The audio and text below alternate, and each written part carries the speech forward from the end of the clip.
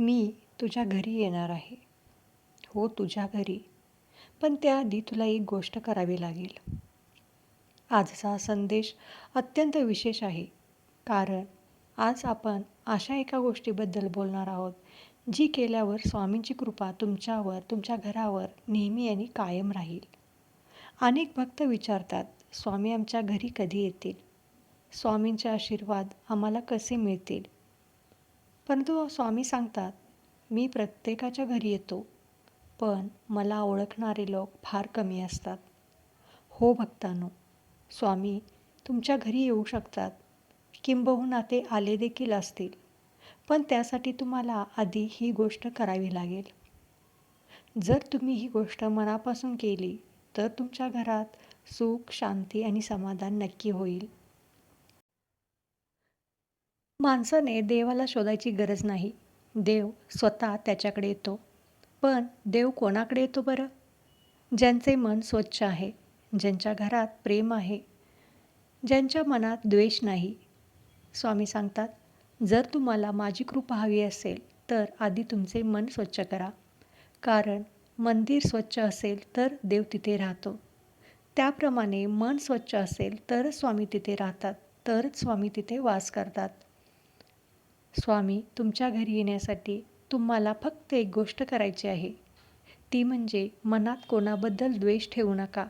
हो, कितीही वाईट अनुभव येऊ दे, कितीही लोकांनी तुमच्याविषयी वाईट करू दे, तरीसुद्धा कोणी तुम्हाला दुखवले तरीसुद्धा मनात राग धरू नका. ज्यांच्या मनात क्षमा आहे, तिथे माझा वास आहे. जर तुम्ही कुणाला माफ केले, तर तुमचे मन हलके होईल आणि त्या हलक्या मनात स्वामींचे आगमन होईल. स्वामी नेहमी एका रूपात येत नाहीत. कधी ते भिकाऱ्याच्या रूपात येतात, कधी एखाद्या साधूच्या रूपात येतात, कधी एखाद्या गरजू माणसाच्या रूपात येतात आणि अनेक कथा सांगतात. त्यातलीच एक कथा म्हणजे एका भक्ताच्या घरी एक वृद्ध भिकारी आला. भक्ताने त्याला अन्न दिले, आदराने बसवले आणि नंतर त्या भक्ताला स्वप्नात स्वामी दिसले. स्वामी म्हणाले, आज मी तुझ्या घरी आलो होतो. म्हणून कधीही कोणाशी वाईट वागू नका.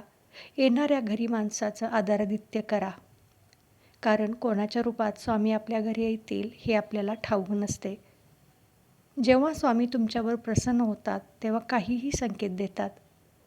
तुमच्या घरात अचानक शांती वाढते, भांडणे कमी होतात, मनात सकारात्मक विचार येतात, अडचणी हळूहळू दूर होऊ लागतात. म्हणूनच स्वामी म्हणत असतात, भिवू नकोस, मी तुझ्या पाठीशी आहे. हा स्वामींचा सर्वात मोठा आशीर्वाद आपल्यासाठी आहे. जर तुम्हाला स्वामींची कृपा कायम ठेवायची असेल, तर काही गोष्टी तुम्ही लक्षात ठेवल्या पाहिजेत. पहिली गोष्ट म्हणजे दररोज स्वामींचा जप करा. स्वामींचं नाव घ्या, ओम श्री स्वामी समर्थ. दुसरी गोष्ट म्हणजे गरजू लोकांना मदत करा. तिसरी गोष्ट म्हणजे आपल्या आईवडिलांचा आदर करा. चौथी गोष्ट, खोटे बोलू नका. आणि पाचवी आणि शेवटची गोष्ट म्हणजे मनात कोणाबद्दलही द्वेषाची भावना ठेवू नका. कारण प्रत्येकजण आपल्या कर्माचं फळ इथेच भोगणार असतो. त्यामुळे तुम्ही त्याचा द्वेष केला तरी त्याच्या नशिबात काही फरक पडणार नाही. मग तुम्ही तुमचं मन कलुषित का करून घेता? त्या मनात द्वेषाऐवजी स्वामींचं नामस्मरण ठेवलं तर तुम्ही स्वामींच्या जवळ खूप लवकर आणि स्वामी तुमच्या जवळ खूप लवकर पोहोचतील. भक्तांनो, स्वामी तुमच्या घरी येण्यासाठी मोठे यज्ञ किंवा मोठी पूजा आवश्यक नाही.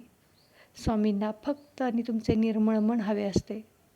जर तुमचे मन चांगले असेल तर स्वामी तुमच्या घरातच आहेत हे लक्षात ठेवा.